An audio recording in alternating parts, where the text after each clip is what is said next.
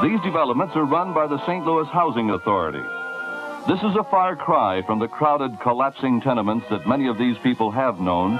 Here in bright new buildings with spacious grounds, they can live. It was a very beautiful place, like a big hotel resort, I'd say. It was like an oasis in the desert.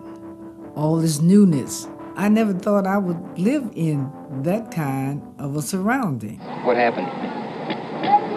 Well, one day we woke up and it was all gone. We pulled up with the moving van.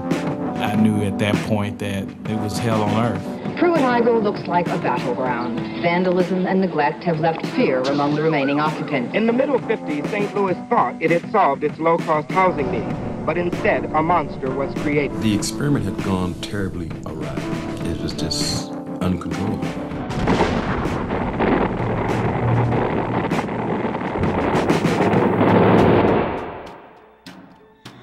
Pruitt-Igoe is such a symbol that we tend to forget that it is no different than the city that surrounded it. What happened to St. Louis was tragic, but that's simply not how we've told the story. Pruitt-Igoe was always fighting against this terrible riptide of destruction in the midst of an economy that was dying. The strong, tightly knit communities and families in which I grew up had begun to shatter, and it wasn't there. And it was one of the most tragic things I've seen. It seemed to me that we were being penalized for being poor.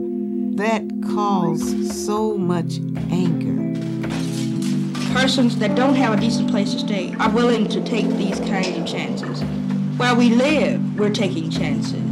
This is it. This is out of control, and we are no longer going to put up with it. We're not going to tolerate this anymore.